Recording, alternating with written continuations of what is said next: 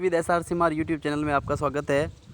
आज कुछ करेक्ट और इनकरेक्ट सेंटेंस देखिए। I am an English teacher. तो एन इंग्लिश टीचर वह टीचर होता है जो अंग्रेज हो, लेकिन अगर अंग्रेजी भाषा का कोई टीचर है तो उसके लिए यूज़ करेंगे I am the teacher of English. तो यहाँ पर आप नोट करेंगे कि I am the teacher of English सही रहेगा। He is my family member, तो फैमिली मेम्बर नहीं लिख करके लिखेंगे he is the member of my family. Next है सी इज़ माई कज़न सिस्टर। तो फ्रेंड्स, कज़िन का मतलब होता है चचेरा, ममेरा, मौसेरा, फुफेरा, भाई बहन जो होते हैं उनके लिए कज़िन शब्द का इस्तेमाल होता है। तो कज़िन के साथ सिस्टर या ब्रदर शब्द का इस्तेमाल नहीं होगा, सीधा कज़िन ही रखा जाएगा। This is my blunder mistake. Blunder mistake, blunder होता है बहुत बड़ी गलती, भारी भूल। तो ब्लंडर के साथ मिस्टेक शब्द का प्रयोग जो है वो गलत है, सीधा ब्लंडर ही लिखा जाएगा, ये मिस्टेक शब्द नहीं आएगा। He has no tolerance power. तो टॉलरेंस पावर, टॉलरेंस का मतलब था सहन शक्ति, तो टॉलरेंस के साथ ये पावर शब्द का इस्तेमाल गलत है। They are man servant. तो मैन सर्वेंट यहाँ पर देखेंगे कि ये इनकरेक्ट है, प्लूरल है। तो प्लूरल के साथ कुछ ऐसे वर्ड्स होते हैं जहाँ पर दोनों तरफ जो बहुवचन बनाया जाता है, प्लूरल बनाया जाता है। तो MAN का MEN हो जाएगा और सर्वेंट का हो जाएगा servants. They are man servants. They are my son in law. वे मेरे सन इन लॉ हैं। तो सन इन लॉ के लिए यहाँ पर सन्स इन लॉ आएगा, सन इन लॉज नहीं आएगा।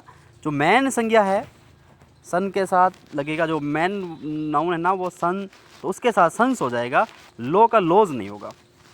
We stayed at boarding. तो बोर्डिंग इनकरेक्ट हो जाएगा, we stayed at boarding house. धर्मशाला जो होती है, हम धर्मशाला में रुके इस तरह से। तो फ्रेंड्स आगे देखेंगे कि I have applied for freeship. तो अप्लाइड फॉर फ्रीशिप की जगह पर आएगा फ्री स्टूडेंटशिप, फ्री स्टूडेंटशिप यानी छात्रवृत्ति। We shed under the shadow of a tree.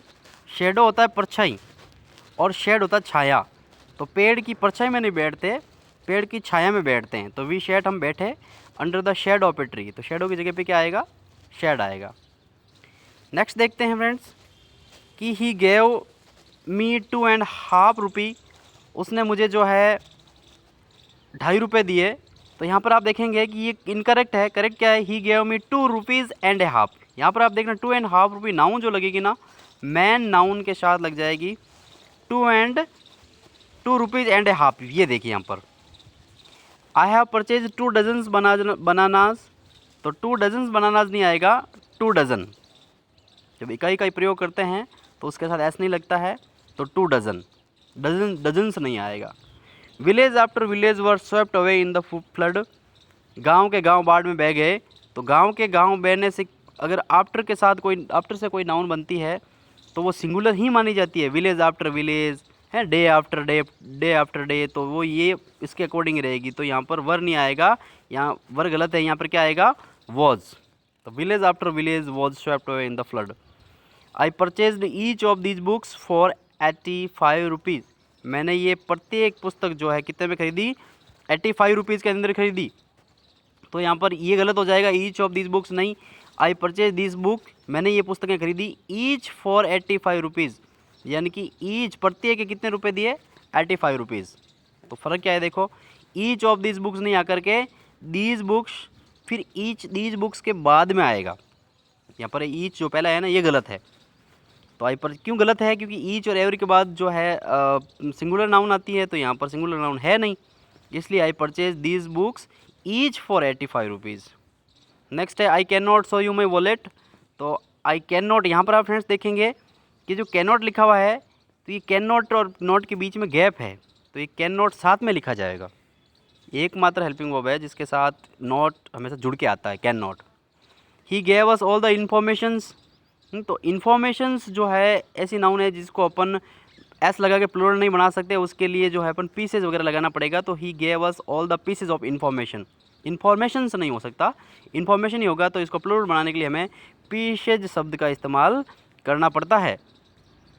Next आप देखेंगे हिज हेयर आर ब्लैक। तो हिज हेयर्स आर ब्लैक, तो जो बाल जो होते हैं, हेयर जो होते हैं, वो अनकाउंटेबल नाउन हो एक तरह, इसलिए इसके साथ इज़ लगा है, हिज हेयर इज़ ब्लैक। लेकिन आर का प्रयोग तब करेंगे जैसे मान लीजिए 5 हेयर्स, ऑफ हर, उसके 5 बाल जो है आर ब्लैक या वाइट, काले हैं या सफ़ेद है। तो अगर ये सब अपन इसको यूनिक बनाना चाहें तो वहाँ पर किया जा सकता है, लेकिन अगर एज ए होल बात की जाए तो हिज हेयर इज़ ब्लैक, उसके बाल काले हैं। वेयर इज़ द सीजर्स, तो सीजर जो है कैंची जो है वो प्लूरल नाउन होती है, इसलिए इसके साथ इज़ नहीं आएगा, आर आएगा, ये इज़ गलत हो जाएगा। टुमारो इज़ हॉलीडे, तो फ्रेंड्स ध्यान रखना टुमारो इज़ हॉलीडे, टुमारो जो है इज़ हॉलीडे इसको नाउन नहीं बना करके ऐसे सेंटेंस के लिए इट यूज़ करते हैं, it is holiday tomorrow, time adverb है तो इट इज़ हॉलीडे टुमारो। ये डमी सब्जेक्ट है इट, इसका प्रयोग तब करते हैं जब कर्ता जो है किसी सेंटेंस में नहीं होता है। It is holiday tomorrow. I you and he is friends, मैं तुम और वह मित्र हैं। तो इसका जो है सही केस होगा कि सबसे पहले जो है सेकंड पर्सन यानी कि यू, उसके बाद थर्ड पर्सन, उसके बाद फर्स्ट पर्सन, ये सेंटेंस में प्रयुक्त होते हैं जब इनका प्रयोग करते हैं सर्वनाम का सब्जेक्ट के रूप में। तो सबसे पहले सेकंड पर्सन आता है, उसके बाद थर्ड पर्सन आता है, उसके बाद फर्स्ट पर्सन आता है। तो you, he and I R friends. तो फ्रेंड्स आगे अपन नेक्स्ट देखते हैं। तीसरी सीरीज़ के अंदर सेंटेंस देखो कि many of the criminals was arrested. तो many of the criminals was arrested की जगह पर यहाँ पर हो जाएगा many of the criminals were arrested, क्योंकि मैनी बहुत सारे हो गए तो वर आएगा। Many a boy are absent today, तो many a boy singular noun का यूज़ होगा तो इज़ आएगा इसके साथ। One should love one's country, तो ये one should love one's country, his country, her country होता ना, इसी तरह से वन का केस होगा वंस, ये WONES, ये गलत हो जाएगा। इसके बाद एपोस्ट्रोफ एस लगेगा। A number of students was present, a number of students were present, बहुत सारे विद्यार्थी जो है उपस्थित थे। तो ए नंबर ऑफ के साथ वॉज नहीं आएगा, ए नंबर ऑफ के साथ क्या आएगा, वर आएगा। नेक्स्ट अपन बात करते हैं number of students. The number of, A number of के साथ तो ए नंबर ऑफ तो सिंगुलर होता है, लेकिन द नंबर ऑफ जो होता है, ए नंबर ऑफ जो प्लूरल होता है, लेकिन द नंबर ऑफ जो होता है वो सिंगुलर होता है। The number of students was 50, विद्यार्थियों की संख्या कितनी थी, 50 थी, तो ये सिंगुलर है। लेकिन a number of students were absent, तो फिर ए नंबर ऑफ जो होगा वो प्लूरल माना जाएगा। Hari is one of my friend, Hari is one of my friend नहीं आएगा यहाँ पर, वन ऑफ का आया, एक है, किस में से है, तो प्लूरल में से एक होता है, तो Hari is one of my friends आएगा, यहाँ पर फ्रेंड नहीं आएगा। A black and a white cow is grazing in the field, a black and a white cow, हम यहाँ पर देखेंगे friends a black and a white, तो ए और 2 बार आर्टिकल आया हुआ है, इधर एंड के इधर भी है उधर भी है, तो यहाँ पर अपन देखेंगे कि जब एंड के दोनों तरफ आर्टिकल होना तो फिर यहाँ पर आर आएगा, प्लूरल आएगा, सिंगुलर नहीं आएगा, ठीक है ना, क्योंकि यहाँ पर देखेंगे इज़ लगा है, इसका मतलब ये गाय है जो काली भी है और सफ़ेद भी है। अगर ये यहाँ पर नहीं होता ना तो इसका मतलब होता है एक काली और सफ़ेद गाय, यानी कि आधी काली आधी सफ़ेद। लेकिन यहाँ पर ए ब्लैक ए वाइट 2 बार आया है, नहीं, इसका मतलब ये हुआ कि एक गाय जो है वो काली है, एक सफ़ेद, इसलिए यहाँ पर आ रहा है। My brother and friend have come, तो यहाँ पर आएगा my brother and friend has come, क्योंकि यहाँ पर देखिए मई एक जगह आया हुआ है। अगर इधर भी मई होता यहाँ पर मई होता तो अपन इनको दोनों अलग अलग मान लेते, लेकिन एक ही जगह है, ये पॉजिटिव केस है, इसका मतलब ये हुआ कि एक ही जना है, मेरा भाई भी है, वो मेरा दोस्त भी है, इसलिए वो हैज़ कम वो आया है, सिंगुलर है। The principal and the teacher, यहाँ पर देखेंगे the principal and the teacher दोनों अलग अलग है, इसलिए यहाँ पर जो है हैज़ गलत हुआ है। The principal and the teacher have arrived, have सही आएगा, ये भी प्लूरल हो गया। She along with her parents, वह अपने माता पिता के साथ, तो along with with along with as well as, इस तरह से ऐसे सेंटेंस अगर कोई संयुक्त संज्ञा बनती है ना तो उससे अपन को कोई फ़र्क नहीं पड़ना है। अपन तो जो है इस मेन संज्ञा के अनुसार ही, मेन सब्जेक्ट के अकॉर्डिंग ही जो है वर्ब का प्रयोग कर देंगे। तो she along with her parents goes आएगा यहाँ पर, टू टेम्पल डेली, वह अपने माता पिता के साथ रोज़ मंदिर जाती है, तो फिर सी के साथ गोज आएगा। अलॉन्ग विद हर पेरेंट्स, ये इसकी जो है कम्प्लीमेंट्री बात है, पूरक जो है इसकी जानकारी है। नेक्स्ट अपन बात करते हैं it were children who plucked the flowers, तो इट वर चिल्ड्रन नहीं आएगा फ्रेंड्स, यहाँ पर ध्यान रखना, अगर किसी सेंटेंस में जो है इम्फेसाइज करने के लिए इट का यूज़ होता है तो इट वॉज चिल्ड्रन, यहाँ पर ध्यान देना इट के अकॉर्डिंग या तो इज़ लगेगा या वॉज लगेगा, जो है नहीं सॉरी इज़ लगेगा या वॉज लगेगा, या वर या आर वगैरह का प्रयोग नहीं किया जाएगा। इट वॉज चिल्ड्रन, बच्चे थे, हु प्लक्ड द फ्लावर्स, यहाँ देखो गलती से लिख गया ये फ्लावर्स आएगा यहाँ पर, ठीक है, फ्लावर्स।